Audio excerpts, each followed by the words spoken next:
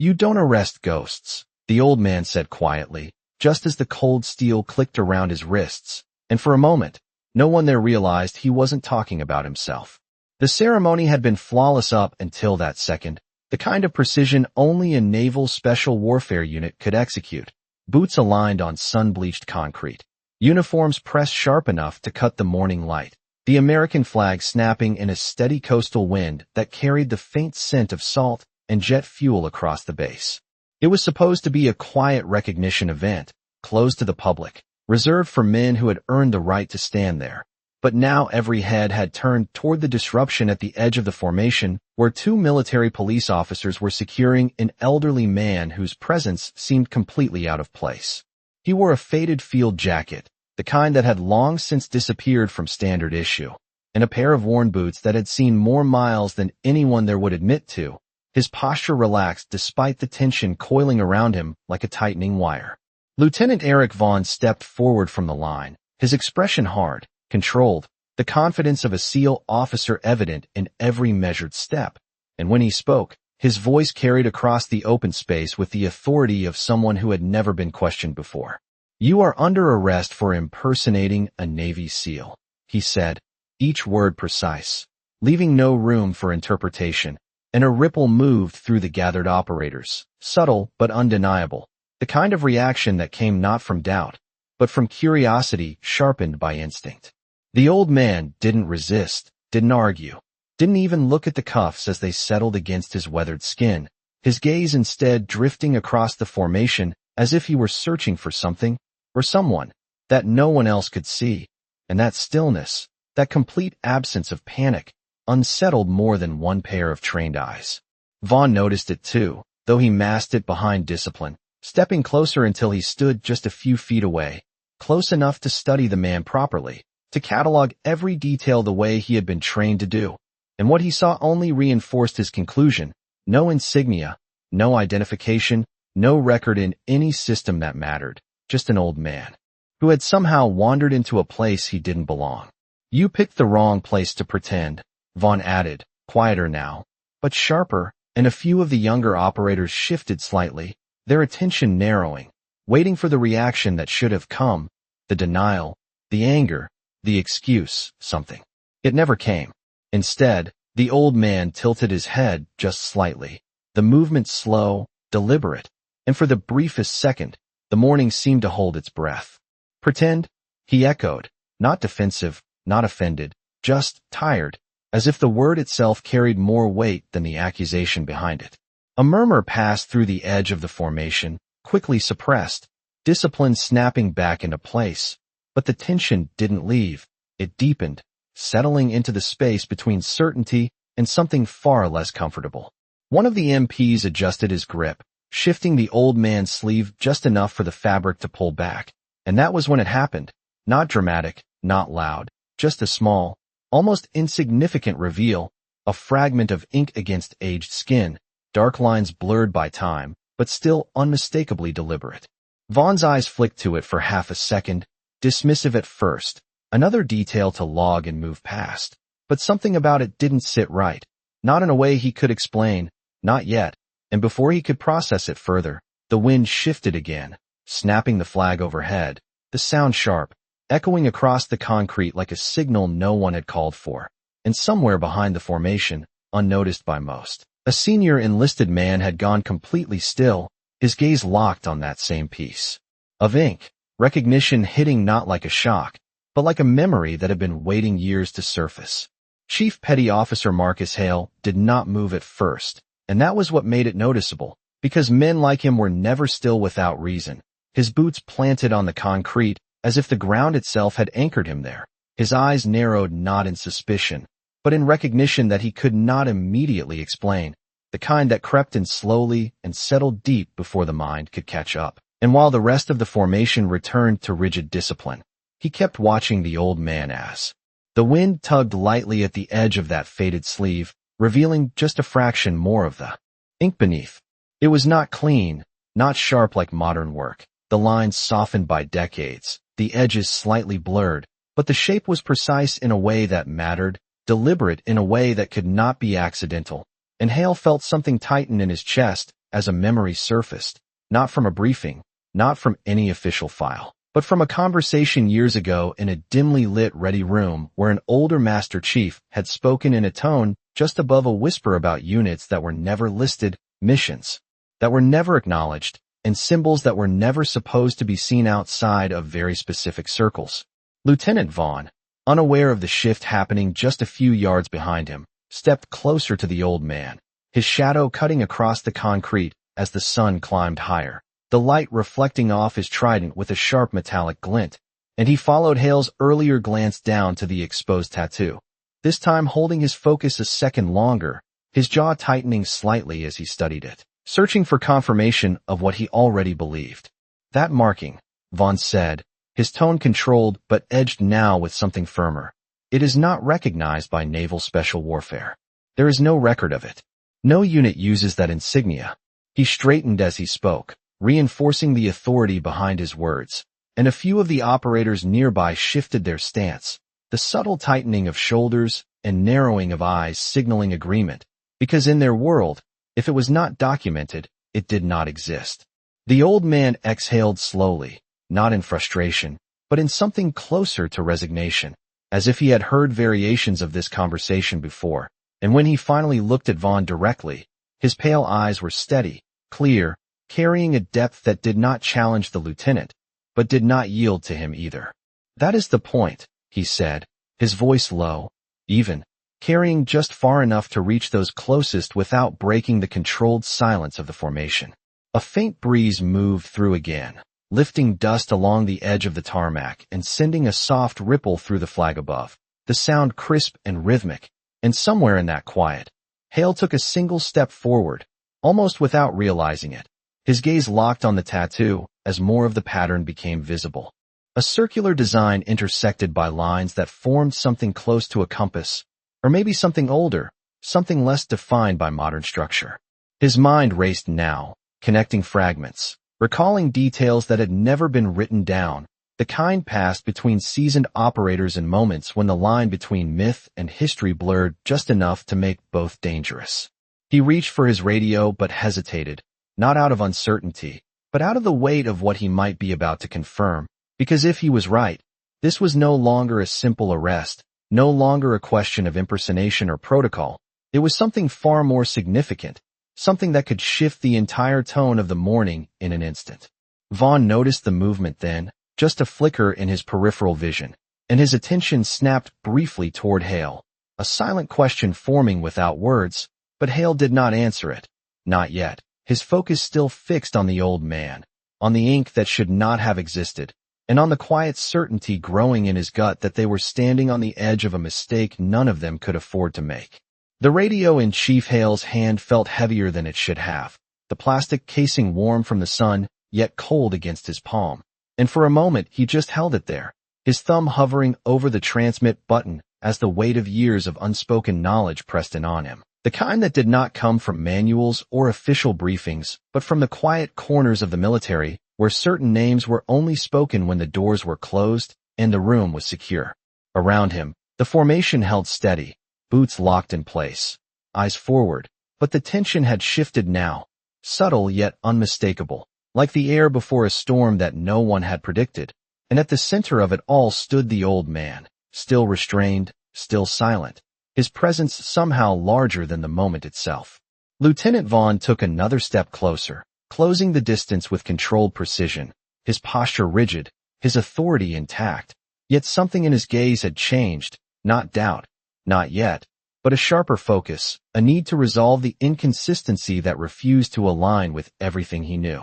"You are going to explain that marking," Vaughn said, his voice lower now, more deliberate, as if reducing the volume might bring clarity, and the words carried across the small circle of operators who had begun, almost imperceptibly, to angle their attention inward. The old man did not immediately respond, his eyes drifting briefly toward the horizon where the line of the ocean met the sky, a thin band of blue stretching endlessly. And when he spoke, it was not to defend himself, not to justify anything, but simply to state a truth that seemed to exist outside of Vaughn's authority. "There are things that were never meant to be recorded," he said, each word measured, calm, as if he were describing something ordinary instead of something that quietly unsettled every assumption in that space. A faint sound broke the stillness, thin, not loud, not dramatic, just the soft click of a radio coming to life. And Hale finally pressed the transmit button, turning slightly away from the formation, his voice low, controlled, but carrying an urgency he could not fully conceal. "Command, this is Chief Hale," he said, pausing for just a fraction of a second as if choosing his next words carefully. "I need a priority verification on an individual in custody. Name is Thomas Mercer." "Repeat, Thomas Mercer."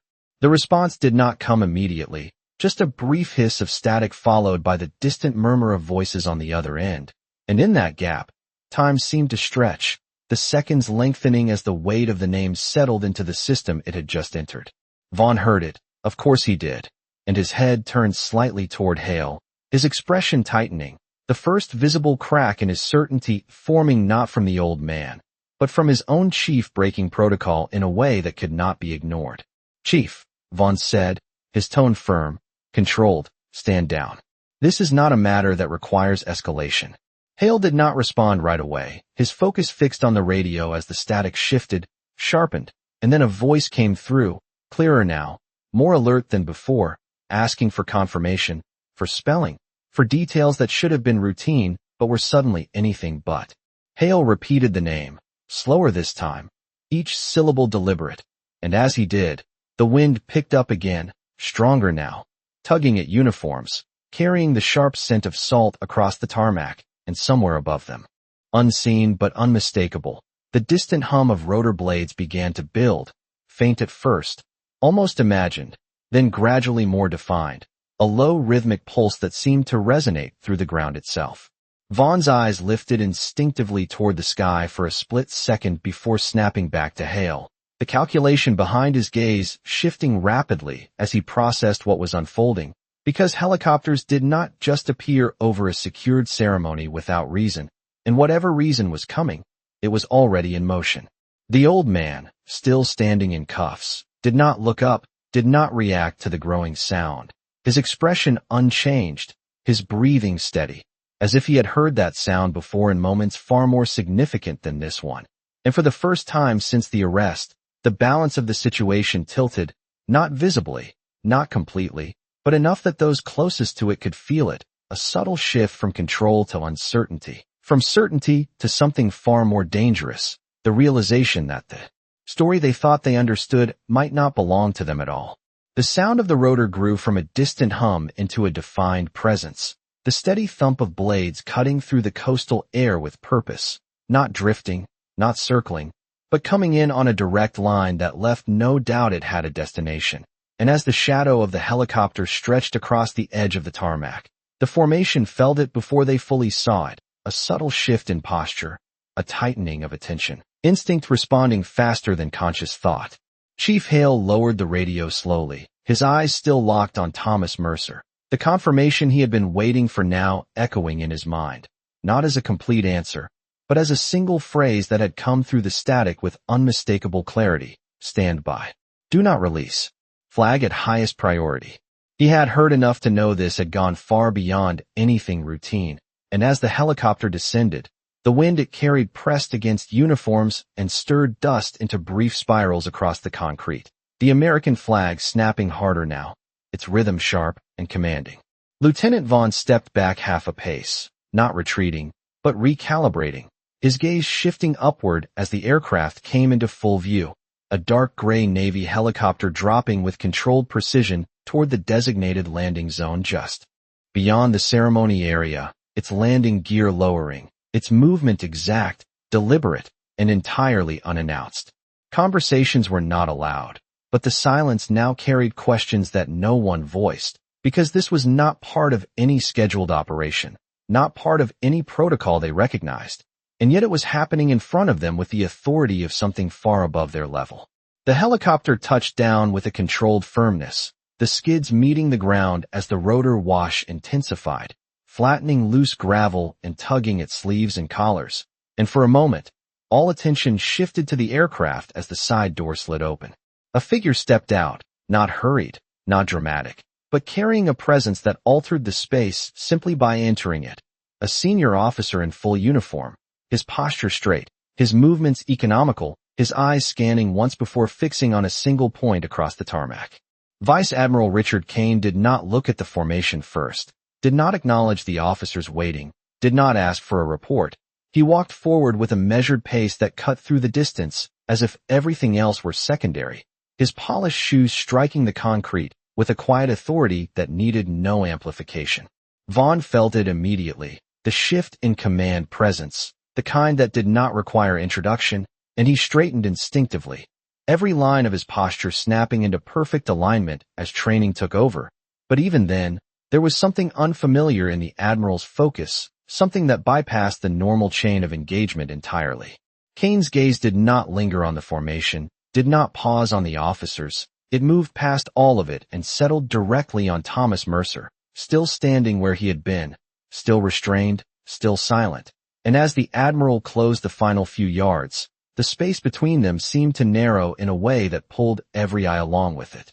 Chief Hale took a step back without realizing it, creating a clear line, and the operators nearby followed suit almost instinctively, the formation subtly reshaping itself around the path that had just been established. The wind eased slightly as the rotor slowed, the sound lowering in intensity but never fully fading, and in that controlled, charged quiet, Vice Admiral Kane came to a stop just in front of Mercer, close enough to see every detail, every line of age. Every mark carried over time, and for a brief second, neither man spoke. Vaughn waited for the question, for the demand, for the explanation that would follow, but it did not come, not yet, because the Admiral's attention had already shifted downward, drawn not to the cuffs, not to the situation, but to the edge of a sleeve where a fragment of ink remained visible. And in that moment, the entire weight of the morning balanced on something smaller than anyone there had expected. The world seemed to narrow to a single point as Vice Admiral Kane's gaze fixed on the faded lines of ink, his expression unchanged at first, unreadable in a way that only came from decades of command. But there was a shift there, subtle and immediate, something that moved beneath the surface before any word was spoken, and those closest to him felt it without understanding it. A quiet recalibration of the moment itself. The wind brushed lightly across the tarmac now, no longer aggressive, just enough to stir the edge of Mercer's sleeve again, revealing more of the tattoo, the full pattern emerging in fragments, a circular design intersected by precise angles, not decorative, not symbolic in any conventional sense, but intentional in a way that carried weight beyond recognition charts or official registries. Kane took a half step closer. Not hurried, not hesitant, his polished shoes stopping just within arm's reach. And for a moment, he did nothing but look, his eyes tracing the lines as if confirming something he had not seen in years, something he had not expected to see again at all. Lieutenant Vaughn stood rigid a few feet away, every instinct telling him to speak, to clarify, to regain control of the situation. But something in the Admiral's silence held him in place, the kind of silence that did not invite interruption. Chief Hale remained just behind, his breath measured, his earlier certainty now deepened into something closer to realization, the pieces aligning in a way that left no room for doubt, only consequence. Mercer did not move, did not pull away, his hands still secured, his posture unchanged, and when Kane finally spoke, his voice was low, steady, carrying not across the entire formation, but directly to the man in front of him. "It has been a long time," he said, the words simple, but weighted, not a question, not an accusation, but recognition, clear and unmistakable. A faint shift passed through the surrounding operators, too subtle to break discipline, but present enough to register, because that tone did not belong to a routine inquiry. It belonged to something far more personal, something anchored in a history none of them had been briefed on. Vaughn's jaw tightened slightly, confusion pressing against his training, and he took a small step forward, careful, controlled. "Admiral," he began, his voice respectful but firm. "This individual was detained for, I know why he was detained," Kane said, cutting him off without raising his voice, the interruption clean, precise, and final, and Vaughn stopped immediately, the words falling away as the chain of command asserted itself in its purest form. Kane did not look at him when he spoke, his attention still fixed on Mercer, and after a brief pause, he reached forward, not abruptly, not forcefully, but with deliberate care, his fingers brushing the edge of the sleeve just enough to reveal the full tattoo beneath. The design was complete now, unmistakable in its entirety, and for a fraction of a second, Kane's expression shifted, not into surprise, not into emotion, but into something quieter, something deeper, like a memory settling into place. "There were 5 of you," Kane said, almost to himself, the words barely above a whisper, yet heard clearly by those nearest, and in that moment, the air changed again, not with tension, but with the weight of something long buried rising to the surface. Mercer's eyes met his, steady as before, and he gave the smallest nod, not confirming, not explaining, just acknowledging. The cuffs around his wrists caught the light briefly as he shifted his hands slightly, the metal glinting in contrast to the quiet gravity of the exchange, and Kane's gaze dropped to them for the first time, not lingering, just registering.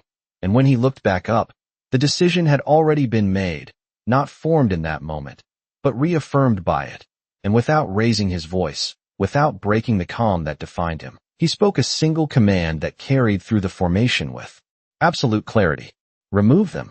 For a fraction of a second, no one moved, not because they had not heard the command, but because of what it meant, the weight behind it settling over the formation like a sudden drop in pressure.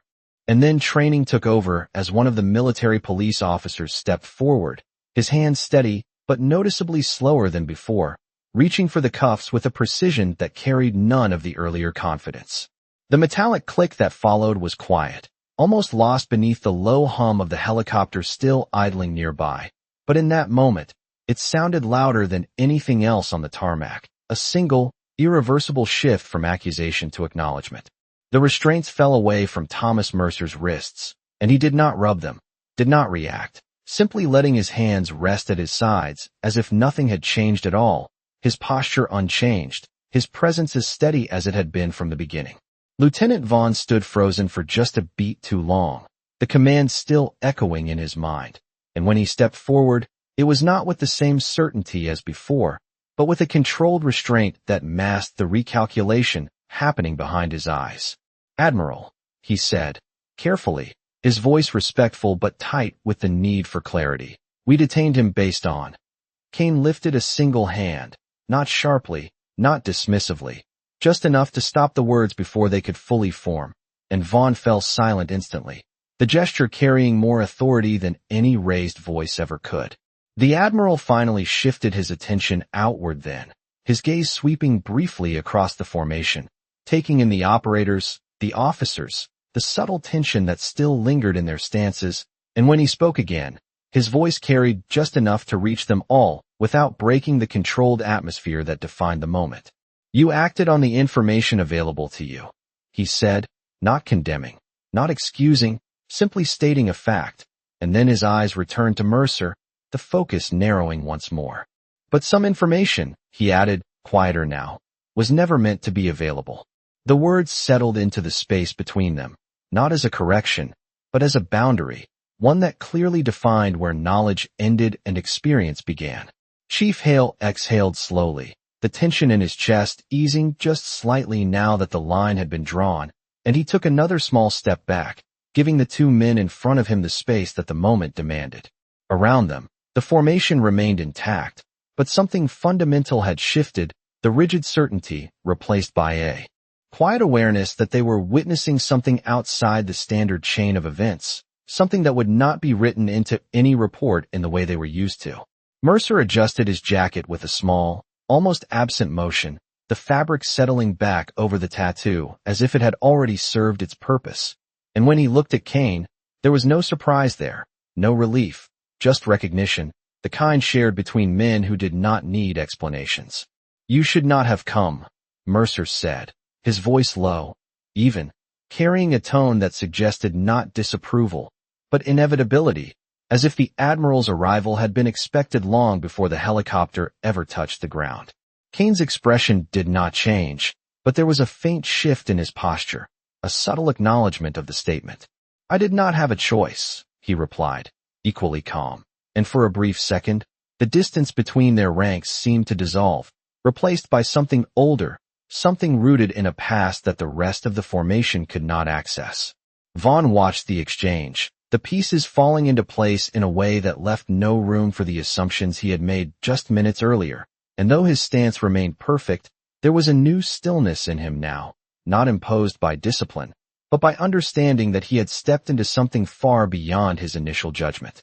The wind moved through again, softer this time, carrying the steady rhythm of the rotor as it began to slow further, and in that controlled quiet, the authority on the field had shifted completely, not through force, not through volume, but through a single command that had rewritten the meaning of everything that had happened up to that point. The silence that followed did not feel empty, it felt deliberate, as if the entire base had paused to recalibrate around a truth that had just surfaced without warning, and no one moved to fill it. Not the operators standing in perfect formation, not the officers holding their posture under the weight of what they had just witnessed, and certainly not Lieutenant Vaughn, whose eyes remained fixed on Thomas Mercer with a focus that no longer carried accusation, but something far more complex. The helicopter behind them continued its slow deceleration, the rotor blades cutting through the air with a softer rhythm now, the once overwhelming sound fading into a steady backdrop that no longer demanded attention, and as it did, the space between Mercer and Vice Admiral Kane seemed to sharpen, the two men standing in a quiet axis that everything else revolved around. Kane's gaze lingered on Mercer for another second before shifting slightly, not away, but outward, acknowledging the presence of those around them without fully engaging, and when he spoke again, his voice carried a different tone, not authority alone, but something tempered with respect that was not given lightly. This man, he said, measured and precise, served in a capacity that does not exist in any system you have access to. The words settled heavily, not because they were loud, but because of what they implied, and a subtle shift moved through the formation as operators processed the statement in silence, their training holding them steady even as their understanding adjusted beneath the surface. Vaughn straightened instinctively, his shoulders pulling back as the structure he relied on reformed itself around this new information, and when he spoke, it was with controlled clarity, not defensive, but seeking alignment. "Sir," he said, "there is no record of that unit." Kane's eyes met his briefly then, not sharply, but with a calm that carried finality. "That is correct," he replied, and the simplicity of the answer carried more weight than any explanation could have. Chief Hale felt it fully now, the last pieces locking into place, and he lowered his gaze for a moment, not out of submission, but out of recognition, because what stood before them was not just a man, but a fragment of something that had been intentionally left out of the history they were taught, something that operated beyond acknowledgment, beyond recognition, and yet had shaped the very structure they now stood within. Mercer remained still through all of it, his hands free now, his jacket settled back into place, the tattoo hidden once more beneath fabric that looked as ordinary as the man wearing it. And when he finally shifted his weight slightly, it was not to step forward or back, but simply to adjust to the moment as it had become. It was not meant to be seen, Mercer said quietly, not addressing Vaughn directly, not addressing the formation, but speaking into the space that now held all of them, and there was no bitterness in it, no correction, just a statement of fact that carried the weight of years spent in silence. The wind moved again, lighter now, brushing across the tarmac and carrying the distant sound of waves from beyond the base perimeter, a reminder of how small the moment might have seemed from the outside, and yet how significant it had become within this space. Vaughn took a slow breath, controlled, measured, and when he exhaled, the last trace of his earlier certainty had been replaced with something else, something quieter, more grounded, and though he did not step forward again, his posture shifted just enough to reflect the change, not in command, but in understanding. Around him, the operators held their line, but their stillness was no longer just discipline, it was attention, focused and absolute, as if they were witnessing something that would never be spoken of again in the same way. Kane gave a small nod then, not to the formation, not to the officers, but to Mercer. And it was not a gesture of command, it was acknowledgment, simple and complete, and in that nod, the final balance of the moment settled into place, not through force, not through explanation, but through the quiet recognition of something that had never needed either. For a long moment, nothing moved. Not because there was nothing left to say, but because everything that needed to be understood had already been placed on the field without explanation, and the weight of it held every man exactly where he stood, the kind of stillness that did not come from command, but from recognition. The rotor behind them slowed further, the rhythmic pulse softening into a low mechanical whisper, and with it, the last traces of disruption faded into the background, leaving only the quiet geometry of the formation, the ocean air, and the presence of two men whose history existed entirely outside the structure surrounding them. Vice Admiral Kane straightened slightly, the smallest adjustment in posture, and turned just enough to face the formation fully now, his gaze sweeping across the rows of operators, each one locked in place, each one waiting without knowing what they were waiting for, and when he spoke, his voice carried cleanly across the space, controlled, deliberate, and final. "Stand easy," he said, and the command released something subtle but immediate, shoulders easing just enough, tension shifting from rigid containment into controlled awareness. The formation holding shape, but no longer frozen in uncertainty. Lieutenant Vaughn remained at the front, his posture still precise, but his focus had changed completely, his eyes no longer searching for confirmation of a mistake, but absorbing the correction that had already been made. And when Kane's gaze passed over him again, there was no reprimand there, no overt judgment, only the quiet expectation that he would carry this moment forward in a way that matched its weight. Vaughn gave a slight nod, almost imperceptible, but deliberate, the kind of acknowledgment that did not need to be spoken aloud. Kane then turned back to Mercer, the movement smooth, unhurried, and for a second, the two men simply stood facing one another again, the distance between them unchanged, but the meaning of that distance entirely different now. Without a word, Kane lifted his right hand, not sharply, not ceremonially exaggerated, but with a precision that made the gesture unmistakable, and he brought it to his brow in a clean, controlled salute, the motion exact, the kind that came from years of repetition, but carried something deeper in this moment, something that did not belong to protocol alone. The effect was immediate, though not explosive, not loud, just a ripple of realization that moved through the formation as those watching understood what they were seeing, not a superior acknowledging a subordinate, not a routine exchange of respect, but something inverted, something deliberate, something that redefined the hierarchy they had been standing inside just minutes earlier. Chief Hale felt it settle fully then, the final confirmation of everything he had suspected, and he brought himself to attention again, not because he was ordered to, but because it felt like the only appropriate response, and one by one, without command, without instruction, others followed, a quiet alignment forming across the line as the significance of the gesture took hold. Mercer did not return the salute immediately, his eyes resting on Kane for a brief second longer, and then he gave a small, almost imperceptible nod, the kind that carried acknowledgment without formality, before lifting his own hand in a slower, more measured motion, returning the gesture not as an equal exchange of rank, but as a recognition of something shared that did not require explanation. The wind moved through again, light and steady, brushing across uniforms and carrying the distant sound of waves.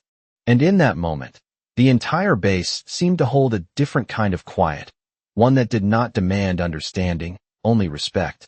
When Mercer lowered his hand, he did not look at Vaughn, did not address the formation, did not offer any explanation or correction. He simply turned, his movements unhurried, and began to walk away from the center of the tarmac, his boots making a soft, steady sound against the concrete as he moved past the edge of the formation and toward the open space beyond, leaving behind a silence that no one attempted to break. The sound of Mercer's footsteps faded slowly into the open space beyond the formation, each step measured, unhurried, as if time itself had shifted to match his pace, and no one moved to stop him, no one called out, because there was nothing left to question, nothing left to correct, only the quiet understanding that some departures were not meant to be interrupted. The ocean breeze carried across the base again, steady and cool, brushing against uniforms that still held their shape, but no longer carried the same rigidity, and the distant rhythm of waves seemed louder now, or perhaps everything else had simply grown quieter. Lieutenant Vaughn remained exactly where he stood, his posture still precise, but his focus no longer fixed on authority or control, instead following the path Mercer had taken until the figure of the old man became smaller against the wide expanse of concrete and sky. There was a moment, brief but unmistakable, where Vaughn's shoulders lowered just slightly, not in defeat, not in relief, but in recognition, the kind that settled in after a lesson that could not be taught in any training program. He drew a slow breath, controlled and steady, and when he exhaled, the weight of his earlier certainty had been replaced by something more grounded, something that did not need to be spoken to be understood. Behind him, Chief Hale watched in silence, his eyes following the same path, but his expression carried a different depth, one shaped by years that had brought him close enough to hear stories like the one he had just witnessed unfold, stories that lived in the margins of official history, passed from one generation to another in fragments, never complete, never confirmed, but always respected. He lowered his gaze briefly, not out of uncertainty, but as a quiet acknowledgment of something that had just been returned to the world for a moment before disappearing again. Vice Admiral Kane remained still for a few seconds longer, his attention lingering on the space Mercer had just occupied, and then, with the same calm precision that had defined every movement since his arrival, he turned back toward the helicopter, his role in the moment already complete. There was no announcement, no debrief, no explanation offered to the formation, only the silent expectation that what had been witnessed would be carried forward in the only way it could be, through memory and conduct. As Kane walked, the operators instinctively straightened once more, not out of tension, but out of respect that now extended beyond rank, and when he passed Vaughn, there was no exchange of words, only a brief glance that carried everything that needed to be understood, a quiet directive without sound. The rotor behind them began to pick up speed again, the low hum building gradually into a steady pulse, the air shifting as the helicopter prepared to lift, and dust once again stirred lightly along the edges of the tarmac, tracing the same patterns it had before, but now under entirely different circumstances. Vaughn finally shifted his stance, a small adjustment that marked the end of the moment for him, and when he turned back toward his unit, his voice, when it came, was calm, controlled, but changed in a way only those closest to him would ever notice. "Reform," he said, simple, direct, and the formation responded instantly, snapping back into alignment. But the silence that followed was no longer empty. It carried something with it, something unspoken but shared. Far beyond them, Mercer continued walking, his figure gradually blending into the distance until he became just another part of the landscape, indistinguishable from the horizon itself. And in that quiet disappearance, the meaning of the morning settled fully into place, not as a story to be told, but as a truth to be carried. Some men did not need records, did not need recognition, did not need to be remembered by name, because what they had done existed beyond documentation, beyond ceremony, living instead in the quiet respect of those who understood, and in the silence that followed them long after they were gone.